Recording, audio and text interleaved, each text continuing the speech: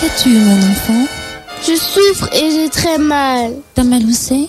Ici, sur le côté. Top Santé, votre magazine sanitaire, présenté par Peggy Wabeno, tous les lundis à 14h. Rediffusion lundi 20h. Pour tout contact, top santé topcongo@gmail.com ou contactez-nous au 082 280 1500. Top Congo FM, elle a tout d'une grande.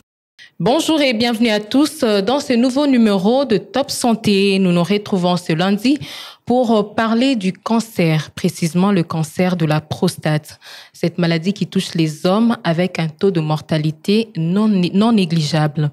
Qu'est-ce qu'est le cancer ? Qu'est-ce qu'est le cancer de la prostate? Quelles sont les causes? Est-il possible de prévenir cette maladie? Pour répondre à toutes ces questions, nous recevons ici sur le plateau Top Congo, dans nos studios, le professeur Dr Dieudonné Moningo Molamba.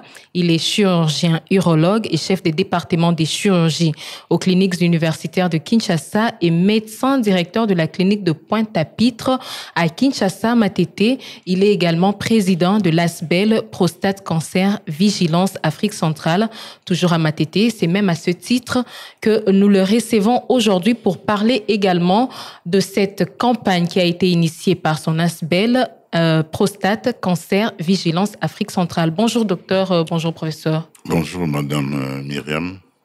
C'est un plaisir de vous recevoir ici dans nos studios.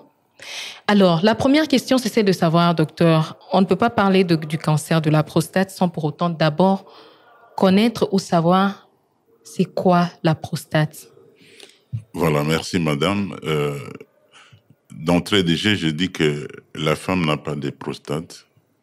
C'est l'homme qui a la prostate. La prostate, c'est un organe ou une glande masculine qui se trouve dans un carrefour entre les voies urinaires et les voies génitales masculines. C'est-à-dire que sous la vessie et l'urètre qui conduit les urines à l'extérieur passe à travers la prostate. Et c'est un organe qui joue un rôle très important dans la procréation. On dit que sans la prostate, les spermatozoïdes ne sont pas fécondants. Okay. Cet organe élabore une substance qui rend les spermatozoïdes fécondants. Et la prostate peut avoir 3 maladies, notamment l'infection qu'on appelle prostatite. On en trouve généralement chez les jeunes gens, surtout les étudiants et les élèves de l'école secondaire. Il y a une deuxième maladie, c'est l'hypertrophie bénigne de la prostate. C'est une tumeur qui n'est pas maligne, c'est une tumeur bénigne de la prostate et qui généralement, en dehors des retentissements sur l'appareil urinaire, n'est pas cancéré. Okay. Mais ce qui est cancéré, c'est les cancers de la prostate, surtout la variété qu'on appelle adénocarcinome de la prostate, dont il est question aujourd'hui. Voilà, en peu de mots, la prostate. On comprend que c'est un organe très, très, très important, notamment en ce qui concerne la procréation. Évidemment, sans il faut bien en prendre soin. Oui, sans la prostate, les spermatozoïdes ne peuvent pas devenir fécondants. Okay. Parce que la substance qui est élaborée par la prostate est très importante pour rendre les spermatozoïdes, les spermes fluides, afin de faciliter la fécondation chez la femme. Ok. Alors, professeur, selon les statistiques de l'OMS de 2020, environ un peu moins de 1% des personnes qui décèdent ou qui sont décédées ici dans notre pays c'était dû en fait au cancer de la prostate. Est-ce que vous avez la situation globale actuellement dans notre pays? Quels sont les chiffres dont vous disposez ou sinon la prévalence de cette maladie? En général, dans le monde, chaque année, plus ou moins 20 millions d'hommes font le cancer de la prostate et parmi ces hommes, 9,7 millions décèdent de suite de cette maladie. Chez nous, en République démocratique du Congo, on n'a pas les statistiques fiables, mais les statistiques que nous détenons, ce sont les statistiques hospitalières. Oui. 20 à 25% des hommes qui consultent dans nos services d'urologie sont porteurs d'un cancer de la prostate. Et alors que les 20 taux, à 25%. à 25%, ils sont porteurs du cancer de la prostate. Alors que les taux de mortalité mondiale est d'environ 2%. Chez nous, au Congo, les taux de mortalité par cancer est d'environ 19,7%. C'est énorme. Et donc, toutes les personnes qui souffrent du cancer, au moins 19,9%, environ 20% décèdent dès la première année. Pourquoi? Parce que plus de 50% des malades que nous recevons pour les cancers de la prostate viennent au stade avancé de la maladie, c'est-à-dire un cancer généralisé qui atteint les os, atteint le foie, les ganglions, les poumons. Et dans une petite fraction, même les cerveaux peut être atteint. Raison pour laquelle nous devons faire des efforts pour réduire ce taux de mortalité chez nous. Vous voyez, aujourd'hui, dans le monde, les taux de mortalité par cancer de la prostate est en train d'être réduit à cause des diagnostics précoces et à cause des dépistages. Et si nous ne faisons pas attention, la population masculine chez nous va se décimer, surtout à partir de l'âge de 50 ans. 50 ans. Oui. Donc, on comprend l'importance du dépistage précoce, notamment avec cette campagne que vous menez. Nous allons y revenir. Mais avançons un peu plus pour en savoir aussi un peu plus par rapport à la maladie. Quelles sont les causes, justement, qui conduisent au cancer de la prostate? On parle des facteurs de risque. Les facteurs de risque qui sont connus, il y a plusieurs catégories de facteurs de risque personnels, notamment l'âge. Les cancers de la prostate se développent à partir de l'âge de 45 ans chez les familles à cancer, à partir de 50 ans chez les autres. Ça, c'est les facteurs de risque les plus connus. Il y a aussi les antécédents familiaux. Il y a des familles à cancer, c'est-à-dire que le père ou les grands frères ou les grands-pères a fait les cancers de la prostate. Les enfants sont exposés à faire les mêmes cancers. Donc, c'est héréditaire. Il y a des facteurs de risque génétiques qui sont associés à cette maladie. Et parmi les cancers, 80% sont de formes sporadiques. Là, on en parle plutôt de l'hérédité polygénique. Mais les cancers familiaux, c'est dans une proportion de 20% que nous avons des cancers de formes familiales et de formes héréditaires. Alors, l'autre facteur, c'est lié en fait à l'environnement, notamment les problèmes d'alimentation. Les gens obèses, l'obésité est un facteur de risque des cancers de la prostate. Les gens qui sont très obèses, ils donnent le travail au pancréas pour produire plus de l'insuline. Et ça entraîne en fait la genèse des cancers de la prostate chez certaines personnes. En dehors de ça, il y a d'autres facteurs de risque, notamment l'alimentation riche en graisse animale. Ceux qui consomment beaucoup de viande rouge accroissent les risques du cancer de la prostate. La charcuterie. Aujourd'hui, les gens, ils vont dans des supermarchés, ils croient que le fait d'y aller, d'acheter la margarine, les laits et consorts, tout ça, ça expose même les sucres que nous consommons. Donc manger trop gras, trop sucré, ça expose au cancer de la prostate également. Aujourd'hui, on parle aussi des éléments transmétalliques. Nous venons de faire une étude avec mon assistant qui est doctorant à l'université de Lubumbashi. Nous avons exploré les éléments transmétalliques, les minéraux. Nous nous sommes rendus compte que la concentration élevée de cadmium, de manganèse et de strontium dans les tissus augmente les risques du cancer de la prostate. Donc les personnes, par exemple, qui travaillent dans les sites miniers, les sites sont miniers, plus exposés, ils sont susceptibles de faire la maladie. Généralement, c'est que les patients que nous recevons des cancers de la prostate qui viennent de Lubumbashi, ils font souvent les cancers de la prostate très agressifs. De telle sorte que ces patients décèdent souvent très, très rapidement. Et nous avons fait une étude pilote qui montre ce genre de concentration. Et nous allons étendre un peu cette étude à travers les pays pour comprendre, parce que vous savez que même à l'est de notre pays, il y a beaucoup de minéraux. Nous devons évaluer parce qu'il y a plus ou moins 15 ans, nous avons réalisé une étude à la Régie des eaux. une étude de dépistage. Nous avons trouvé une prévalence des cancers de la prostate chez les hommes de la régie des os de plus ou moins 3%. De la régie des os, pourquoi? Oui, parce que c'était dans le cadre d'une étude de fin de mémoire de spécialisation en chirurgie que j'ai fait, et je l'ai fait aussi dans le contexte de ma thèse doctorale. Et nous nous sommes rendus compte que parmi ces gens-là, les gens qui sont à l'est du pays et dans les Kasaï faisaient plus de cancers de la prostate. Okay. Et vous voyez que nous avons beaucoup de pistes de recherche dans notre pays pour arriver à connaître ces facteurs de risque. Un autre facteur de risque, c'est la race. Les Noirs, la race. Oui, les Noirs font plus de cancers de la prostate que les Caucasiens. Chez nous, ici en Afrique, c'est l'Afrique subsaharienne. Nous faisons plus de cancers de la prostate que ceux qui sont en Afrique du Nord. Pourquoi? Et les Noirs antillais, vous voyez que les Noirs antillais, les Afro-Américains, c'est les Noirs qui vivent en Royaume-Uni, ils font plus de cancers que les Caucasiens qui sont les Blancs et les Asiatiques. Pourquoi? Parce que on pense que dans notre corps, nous avons une concentration élevée de certaines hormones, surtout l'androgène. Ça aussi, ça doit être confirmé par des recherches approfondies.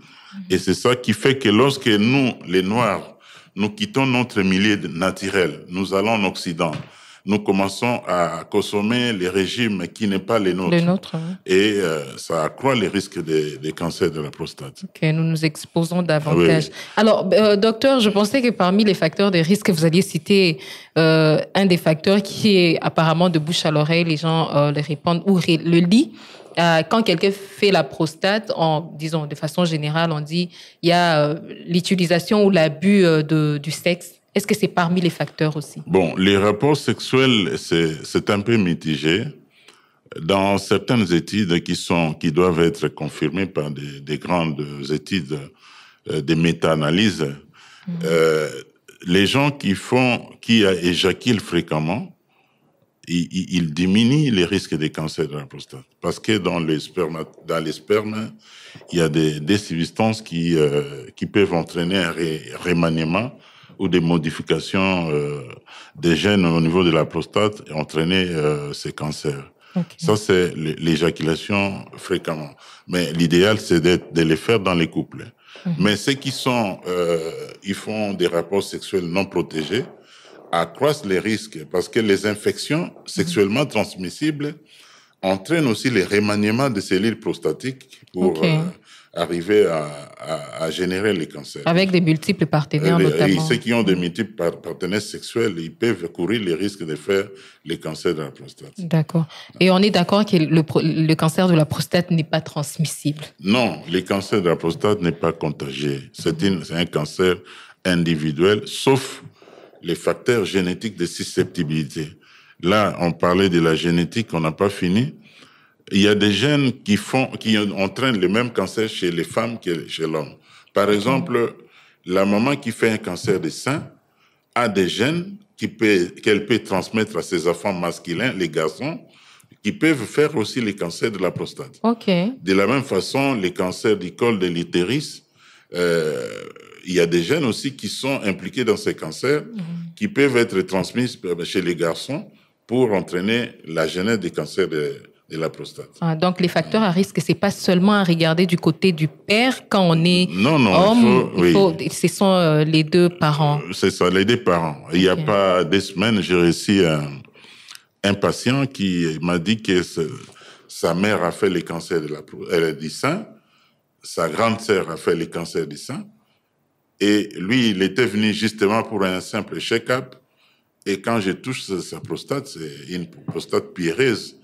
Et quand je fais les bilans, je fais les dosages de l'antigène spécifique de la prostate, je me rends compte que c'est un taux d'antigène très élevé. Quand je prélève la biopsie, c'est un cancer de la prostate déjà localement avancé.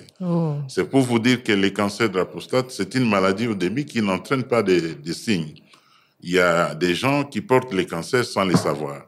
Mais lorsque les signes apparaissent, là, les cancers est déjà avancé. Vous entrez justement à la prochaine question. Oui. Comment savoir qu'on est qu'on est porteur déjà du cancer, ou bien quels sont les symptômes, les signaux avant-coureurs qui peuvent nous conduire à ce que nous puissions nous poser des questions et nous tourner vers vous, les spécialistes?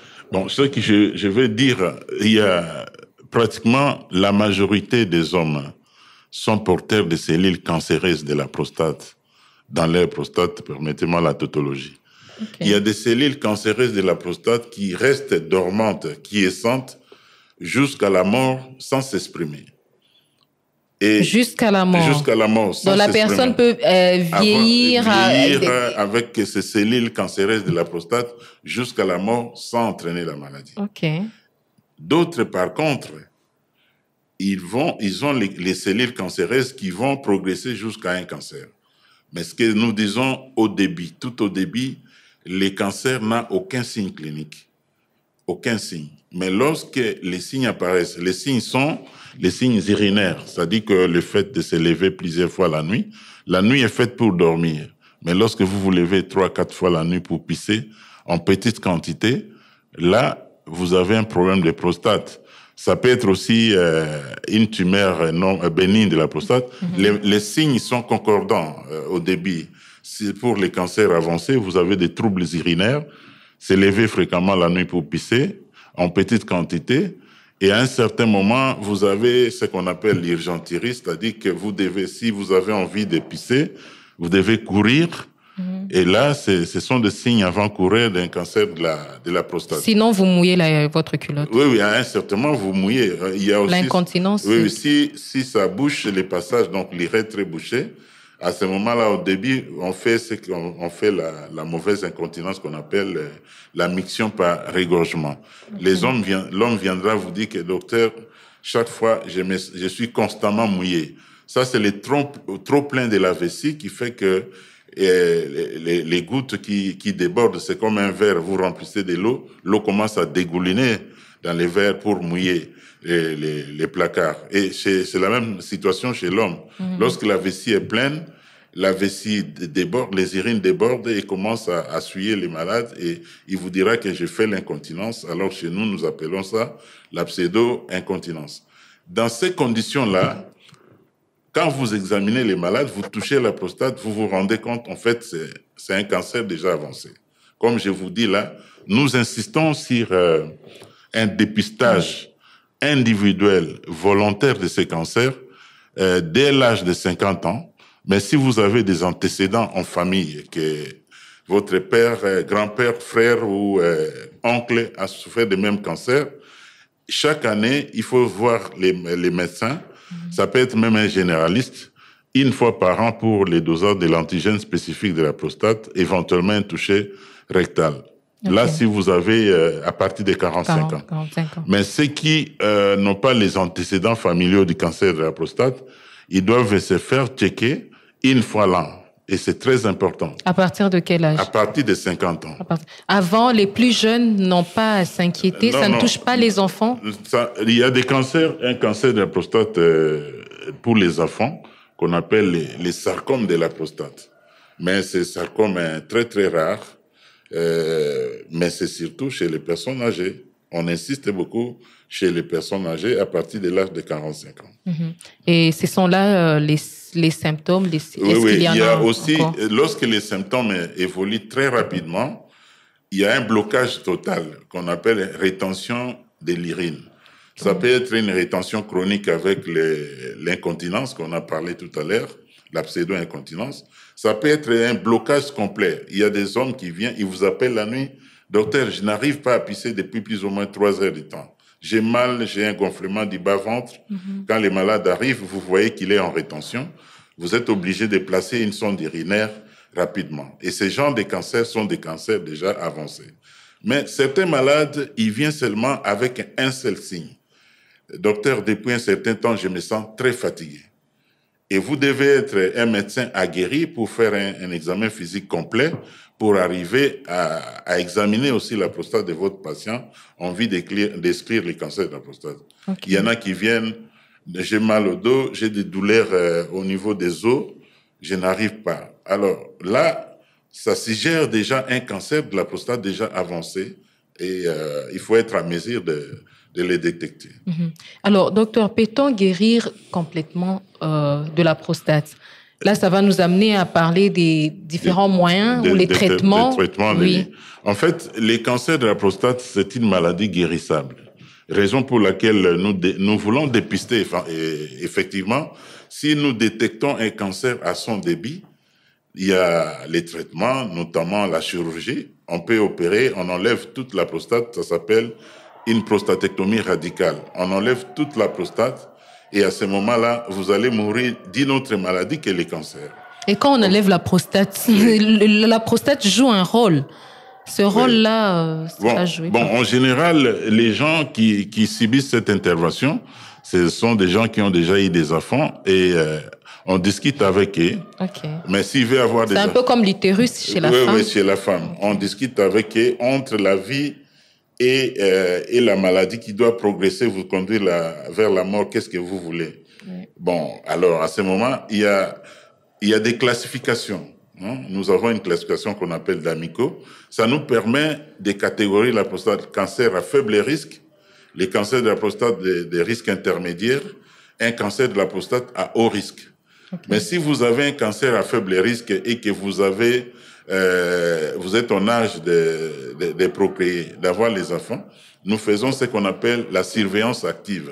On surveille l'évolution de la maladie et si nous voyons que les taux d'antigènes spécifiques commencent à grimper, à ce moment-là, on vous propose une intervention chirurgicale. Okay. Mais les cancers des risques intermédiaires, d'emblée, on propose une intervention chirurgicale, soit la radiothérapie. Et les cancers à haut risque, c'est-à-dire les cancers avancés, aujourd'hui, on peut faire aussi, on combine, on fait les traitements hormonaux, on appelle hormonothérapie, et éventuellement la chirurgie et la radiothérapie. Mais les cancers métastatiques, donc les cancers déjà avancés, on commence par l'hormonothérapie. C'est un traitement palliatif. Ce sont des cancers, à ce stade, les cancers n'est pas guérissable. On fait l'hormonothérapie, on parle de... Parce que c'est déjà très avancé. Très avancé. L'hormonothérapie, ce sont les hormones qu'on donne.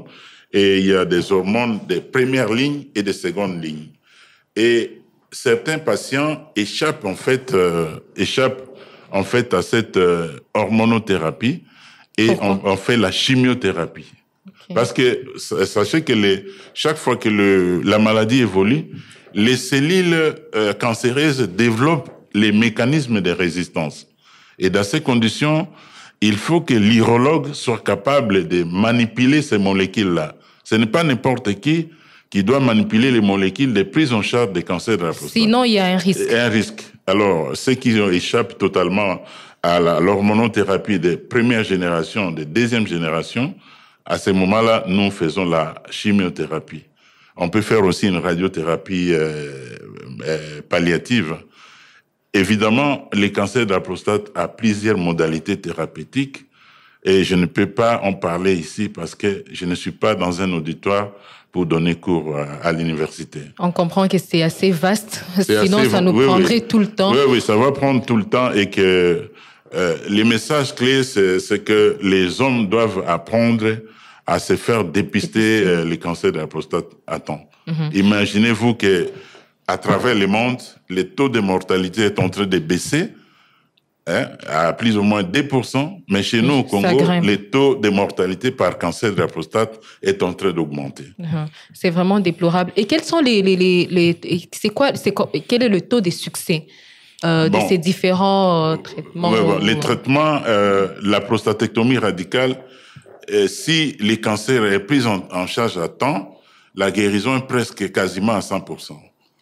Mais il y a des fois, vous opérez, vous faites la prostatectomie, il y a des endroits qui ont échappé à l'imagerie. On fait l'IRM de la prostate, les radiologues vous rapportent que c'est un cancer localisé, alors que c'est un cancer qui a envahi le rectum. Et quand vous emportez la prostate, quelques cellules restent et ça commence à repousser. Et à ce moment-là, une petite fraction des gens peuvent faire ce qu'on appelle la récidive locale, ou une récidive biologique, on voit les taux de PSA, l'antigène spécifique de la prostate, commencer à grimper. Donc, il y a risque de métastase aussi avec le cancer de la prostate. Mais absolument. Je vous ai dit que plus de 50% des hommes qui viennent en consultation d'urologie ont déjà un cancer très avancé. Et à ce moment-là, nous avons mené une étude locale ici à l'université de Kinshasa et à la clinique de Pointe-à-Pitre, chez nous à Matete. On s'est rendu compte que parmi les hommes qui viennent avec un cancer très avancé, la survie moyenne est de 27 mois, avec une survie médiane de 30 mois. Et généralement, au bout de 5 ans, il n'y a que plus ou moins 20% de ces patients qui restent encore en vie. Et après 5 ans, presque tous décèdent de suite des cancers de la prostate. Oh là là. Alors, professeur, je rappelle que vous êtes donc le président de l'ASBEL Prostate Cancer Vigilance Afrique Centrale, qui a son siège à Matete. Je disais donc c'est à ce titre aussi que nous vous recevons aujourd'hui parce que vous êtes à l'initiative d'une campagne de dépistage volontaire. Juste avant de parler de la campagne, une dernière question générale. Le traitement des cancers de façon générale, on sait que ça coûte. Ça coûte énormément. Qu'est-ce qu'il en est du cancer de la prostate? J'ai fait un plaidoyer, c'était le 18 janvier, dans l'agence congolaise de presse, pour dire que les gouvernements congolais se focalisent plus sur les cancers du sein et des cols de l'utérus chez la femme. Aujourd'hui, le Conseil national de lutte contre les cancers est plus focalisé sur les cancers des cols et les cancers du sein chez la femme. Peut-être parce que c'est ce qui cause beaucoup plus de dégâts. Non, en réalité, quand vous prenez la fraction, vous voyez les cancers du col de l'utérus, c'est les cancers, 27% des femmes les font chez nous. Et regardez un peu, je peux vous donner les statistiques. Parmi 5 hommes, il y a un qui peut faire un cancer dans la vie. Okay. Parmi les femmes, il y a une qui peut faire, 1 sur 6 peut faire le cancer chez la femme. Est-ce qu'on doit abandonner l'homme seulement au profit de la femme? Et puis, les raisonnements logiques que le gouvernement doit faire, c'est quoi? La femme qui a un cancer du sein a des cellules les mêmes cellules peuvent entraîner le cancer de la prostate chez l'homme. Par la déduction. Oui. La femme qui a un cancer de col, à travers ces cellules cancéreuses sur les plans génétiques, aussi sur le virus qu'on appelle le human papillomavirus, qui, lorsqu'il est transmis chez l'homme, au niveau de la prostate, il fait des remaniements pour entraîner les cancers chez l'homme. Okay. Est-ce que les gouvernements doivent se focaliser uniquement chez la femme? Donc, il faut batailler sur les deux fronts. Sur les deux fronts. Aujourd'hui, je peux vous dire, pour opérer un cancer de la prostate dans notre milieu, de façon globale, toutes les cliniques confondues, la moyenne, c'est $5,000. Pour faire $5,000. Et pour traiter mensuellement un cancer qui est très avancé, la famille doit débourser plus ou moins $300. Avec quel salaire les communs de mortels peuvent se prendre en charge? On sait bien que la majorité de la population congolaise n'est pas à la hauteur de cette bourse. Non, absolument pas. J'ai sorti une petite indiscrétion. J'ai sorti un patient est venu, la famille est venue prendre un patient hier chez moi à la clinique de Pointe-à-Pitre parce que la famille n'est pas à mesure de supporter les coûts de l'intervention chirurgicale. Qui demandent des moyens. Donc, c'est un problème. Il y a des conditions où on peut nous financer pour que nous puissions prendre nos malades en charge. Ça, c'est un plaidoyer que nous faisons chaque jour. Nous allons y revenir, docteur. Alors, parlons finalement de la campagne. La campagne... Qu'est-ce qu'il en est? Quand est-ce qu'elle commence? Oui, en fait, la journée, le 4 février de chaque année, le monde célèbre la journée mondiale de lutte contre les cancers. Ouais. Et nous, la clinique de Pointe-à-Pitre, à travers son ASBEL Prostate Cancer Vigilance Afrique Centrale, nous faisons partie de la Conseil national de lutte contre les cancers en RDC. Nous sommes aussi membres de l'Union internationale de lutte contre les cancers. Et en marge de cette journée, les activités ont commencé déjà. Les 18, j'ai fait une conférence à l'Agence congolaise des presses. Aujourd'hui, je suis chez vous, chez Top Congo. Actuellement, les agents des prostates cancer Vigilance Afrique sont en train de marcher avec les autres. C'est une marche organisée par les ministères de Santé. Ça part de la place des évolués jusqu'au Palais du Peuple. Je crois qu'actuellement, ils sont au Palais du Peuple. Lundi, les 3, j'ai eu une conférence sur les cancers de la prostate à l'Université protestante au Congo. Et la clinique de Pointe-à-Pitre, à travers l'ASBEL Prostate Cancer Vigilance Afrique centrale, va organiser un dépistage volontaire et individuel des cancers de la prostate à Matete. Quel jour, vous savez dit? Du 5 au 6 février, à partir de 9h. Donc nous pendant 2 jours. Pendant 48 heures, mais je pense que ça va déborder. Est-ce que ça sera pas possible, mais nous allons, quand on aura fini avec tous ceux qui viendront, on va regarder ceux qui seront suspects de ces cancers. Nous allons prolonger un peu. Mais justement, c'est pour quel résultat? Les résultats, c'est de savoir d'abord. Mais effectivement, il y aura des gens qui auront les cancers de la prostate. Oui. C'est pour arriver à diagnostiquer un cancer de la prostate au stade précoce. Malheureusement, comme je vous dis, il y aura des gens qui viendront déjà avec un cancer très avancé. Parce qu'il y en a qui sont ignorants. À travers les émissions que nous faisons comme aujourd'hui chez Top Congo, les gens seront informés et ils ont ces symptômes-là, pisser fréquemment la nuit, mouiller fréquemment les habits, avoir des douleurs osseuses. Ils vont venir et nous verrons que parmi ces gens-là, il y en aura qui auront un cancer déjà avancé. Et le motif, c'est d'aider les hommes à avoir l'habitude de se faire dépister les cancers de la prostate, ne fût-ce qu'une fois l'an.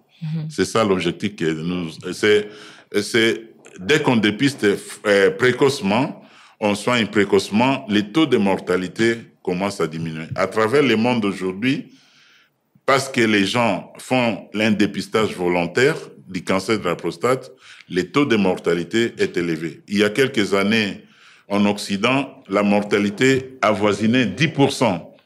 Mais à cause des... Oui, 10%. Mais aujourd'hui, au niveau mondial, le taux de mortalité est tombé jusqu'à 2%. Dans certains pays comme les États-Unis, cette mortalité est presque à 1% parce qu'il y a un dépistage individuel et volontaire précoce de ces cancers. Mais chez nous, avec un taux de mortalité de 19,7%, vous voyez que nous sommes très, très, très loin par rapport aux autres. Alors, professeur, dites-nous, est-ce que vous allez organiser la prise en charge après? Puisque quand vous retrouvez des personnes qui sont porteurs de la maladie, après, vous organisez comment la prise en charge? Surtout aussi pour ceux qui n'auront pas les moyens de se faire suivre. C'est là la question. C'est difficile de répondre à cette question-là. Nous faisons un plaidoyer. Regardez un peu ce que nous faisons ici. Nous avons investi à l'achat des intrants, des réactifs des laboratoires. Parce que déjà, le dépistage en soi, ça coûte aussi. Oui, nous sommes déjà à plus ou moins $5 000 de dépenses pour organiser ce dépistage. Et cet argent sort dans les poches d'un Congolais que je suis. Okay. Vous pouvez vous imaginer. Parce j'ai écrit des lettres de sponsoring. Jusqu'à aujourd'hui, personne n'a répondu. Mais si ce sont des histoires je suis pas contre les musiciens ou quoi, les gens affluent. Mais si c'est quelque chose qui concerne la santé, la vie des Congolais, les problèmes ne démarrent pas. Alors, je pense il faut avoir la volonté.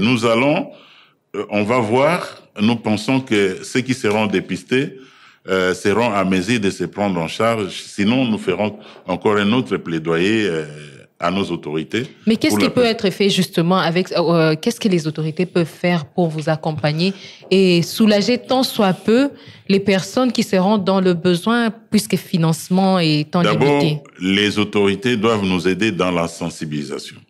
Là, au moment où je vous parle, j'ai fait la sensibilisation. J'ai quitté l'université jusqu'ici, à Mbinza-Pigeon, j'ai gaspillé les carburants. Je les ferai aller-retour. Je débourse de ma poche. Mais si les gouvernements peuvent nous aider, ne fût-ce qu'à sensibiliser, ça fera son affaire. Si les gouvernements peuvent ajouter, en plus de la prise en charge du cancer du côlon, du col et des seins, qu'on ajoute et les cancers de la prostate, même les cancers du côlon, éventuellement même d'autres cancers, ça ferait du bien. On ne peut pas s'arrêter à mi-chemin. Donc, les gouvernements doivent avoir une approche globale de prise en charge des cancers dans notre pays. Alors, dans tout ce que vous faites, vos actions, votre campagne, c'est la première campagne ou vous en avez déjà fait d'autres? Non, j'en ai fait une il y a 3 ans. C'était au départ, c'était un peu timide, mais c'est cette année ici que nous menons. L'année passée, on avait fait aussi une petite campagne de dépistage, mais c'est cette année, toujours c'était à cause des manques de moyens. Cette année, parce qu'on a commencé à préparer les moyens un peu plus tôt, au début de l'année. Okay. Cette année, on va faire un dépistage de grande envergure. Nous attendons plus ou moins 200 hommes qui viendront pour c'est dépistage du cancer de la prostate. Je vois que vous êtes confiant, mais il y a aussi un autre souci du côté de nous, population. Très souvent, il y a des personnes qui se disent « Ah, moi, je me porte bien, je préfère rester comme ça plutôt qu'aller réveiller le chat qui dort. » Et un jour, je parlais aussi avec un autre médecin qui, lui aussi, a l'habitude d'organiser des dépistages. Je crois que c'est le dépistage du cancer du col de l'utérus ou bien d'une autre maladie dont j'ai oublié le nom. Il se plaignait du fait qu'il le fait, mais il ne voit pas l'engouement des gens venir. Quel message vous pouvez adresser aux hommes qui sont justement susceptibles de faire la maladie et qui se disent, comme je n'ai pas de symptômes, je n'ai rien, je préfère rester à la maison? Non, le message que j'ai dit, je l'ai dit tout à l'heure, on peut pas dire, sans avoir fait un examen, qu'on dise qu'on est en bonne santé. Il y a les problèmes de santé, c'est un problème complexe. Quelqu'un peut marcher sur la route, il dit qu'il n'est pas malade, mais sa santé mentale. Il a des enfants à la maison qui n'ont pas mangé, qui ne sont pas allés à l'école. Il est psychologiquement déprimé. Oui. Ça, c'est déjà la maladie. Oui. Personne ne peut dire qu'il n'est pas malade. En matière de cancer, je vous ai dit que les conseils que je donne, c'est chaque homme doit penser à se faire dépister une fois l'an pour éviter de venir avec un cancer déjà avancé. Je vous ai dit que en dehors des formes familiales qui représentent 20%, 80% des cancers de la prostate sont des formes sporadiques. Et ce sont les formes les plus fréquentes. Okay. Et ceux qui pensent qu'ils sont en bonne santé, qui ne viennent pas, ils sont en réalité malades. Donc, ils doivent venir se faire dépister. L'idéal, c'est de connaître que non, que les médecins vous disent que non, chez vous, je n'ai vu aucun indice d'un cancer de la prostate, que de rester et venir avec un cancer déjà très avancé. Alors, professeur, je rappelle que c'est le 4 et le 5 février à Pointe-à-Pitre. Non, les 4, nous serons au PNMLS. Okay. C'est la journée mondiale où les activités sont organisées par les ministres de la Santé publique. Okay. Mais nous avons mis la journée des 5 et des 6 février à Pointe-à-Pitre, à Matete, oui. Où il se trouve également le siège de Prostate Cancer Vigilance Afrique centrale. Dites-nous un peu ce que vous faites, un mot avant que nous puissions parce que les gens croient que ce n'est pas gratuit ce dépistage. Parce que ce que nous allons faire, ça coûte dans les $250, mais nous avons réduit ça à $60. Parce que les gens vont croire qu'il va venir sans l'argent. Mais, ok, donc ça c'est une précision de taille. Oui, mais Prostate Cancer, c'est une ASBEL qui a vu les jours depuis 2016 et notre rôle c'est de sensibiliser les hommes au dépistage du cancer de la prostate en vue d'une prise en charge précoce. Et nous prenons en charge les malades qui sont porteurs du cancer de la prostate. Ensuite, nous organisons des formations. J'ai des assistants qui sont à la fois à l'université et même les médecins généralistes et certaines infirmières. On les forme comment sensibiliser les gens pour lutter contre les cancers de la prostate. Et cette organisation, nous cherchons des financements pour nous étendre parce qu'il faut maîtriser aussi les statistiques des cancers de la prostate dans notre pays. Oui, parce que vous avez dit que les statistiques ne sont pas connues. Et à travers les conseils nationaux de lutte contre les cancers, on s'organise pour étendre les activités à travers les pays. Et même pour ce qui concerne cet ASBEL, c'est une ASBEL internationale. Nous sommes à la recherche de financement pour étendre nos activités à travers toute l'Afrique centrale. Donc jusque-là, c'est d'abord Kinshasa. C'est toujours Kinshasa. Même le Congo, on ne peut pas en parler à ce stade ici par manque de financement. OK. Et vous pouvez rappeler un numéro de contact les numéros de contact, c'est mon numéro personnel. C'est les 081 452 37 82. Il y a aussi les numéros de la réception de la clinique de Pointe-à-Pitre, là où se trouvent les sièges de l'ASBEL que je m'en vais donner maintenant. C'est le 082 042 48 06. Donc 082 042 48 06. C'est là les numéros de la réception de la clinique de Pointe-à-Pitre. Et à Matete, c'est le quartier Kinzazi, numéro 11D, dans la commune de Matete.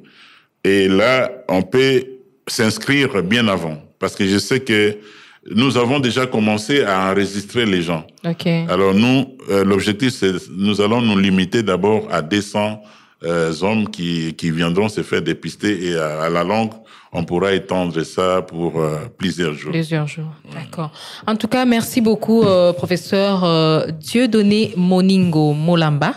Je rappelle que vous êtes chirurgien urologue et chef de département des chirurgies aux cliniques universitaires de Kinshasa. Vous êtes médecin directeur de la clinique de Pointe-à-Pitre à Kinshasa Matete et président de l'ASBEL Prostate Cancer Vigilance Afrique Centrale. Avec vous, nous avons parlé du cancer de la prostate et de cette campagne de dépistage que vous lancez. Ça sera, je le rappelle, du 5 au 6 février à Pointe-à-Pitre. Un dernier mot avant de chuter complètement et de dire au revoir à nos auditeurs et téléspectateurs. Bon, les derniers mots, c'est d'abord d'appeler les hommes, de prendre conscience, de venir se faire dépister. Et je salue aussi mes patients parce qu'ils sont là à travers les pays, ils sont en train de m'écouter. Il y en a même qui sont à l'extérieur du pays. Et j'ai une pensée pieuse pour mes patients qui sont décédés, parce que chaque jour, il y a un patient décède d'un suite d'un cancer de la prostate. Je présente mes condoléances à toutes les familles qui sont éprouvées. J'en profite aussi pour présenter ma compassion à nos frères qui sont à l'est du pays, surtout au nord Kivu et éventuellement une partie du sud Kivu, en Ituri, qui sont affectés par la guerre d'agression. Et nous savons que les efforts sont menés par les autorités, surtout les chefs de l'État, son Excellence Félix Antoine Tshisekedi Tshilombo, qui déploie tous les efforts avec son gouvernement et nos vaillants combattants qui sont nos militaires et les policiers qui sont en train de focaliser leurs efforts pour la libération de notre pays. Je salue aussi les gens de ma province d'origine. Vous savez que je suis de la province de Sidou-Bangui. Je salue mes frères et sœurs qui sont à Guémena, dans mon territoire d'origine Congo, Boudjala, Libengue, Zongo. Dans toute la province. Oui, toute la province. Ça fait plusieurs années que je ne suis pas allé là-bas, mais je suis là, je vous représente valablement ici à Kinshasa. Merci beaucoup, professeur Dr Dieudonné Moningo. C'était un plaisir de vous recevoir. Voilà qui met un terme à cette émission Top Santé de ce lundi. Nous disons merci à Patrick Mongongo qui était du côté YouTube. Merci à John Condé qui a assuré la mise en onde. Tout ceci sous la coordination de Miguel Mena. Myriam Iraghi était devant ses micros. Nous souhaitons un prompt rétablissement à Peggy Wabeno. À vous, chers auditeurs, nous vous retrouvons lundi prochain dans un nouveau numéro. Au revoir. Maman, viens voir. Qu'as-tu, mon enfant? Je souffre et j'ai très mal. T'as mal où c'est? Ici, sur le côté. Top Santé, votre magazine sanitaire, présenté par Peggy Wabeno, tous les lundis à 14h. Rediffusion lundi 20h. Pour tout contact, top santé top congo@gmail.com ou contactez-nous au 082 280 1500. Top Congo FM, elle a tout d'une grande.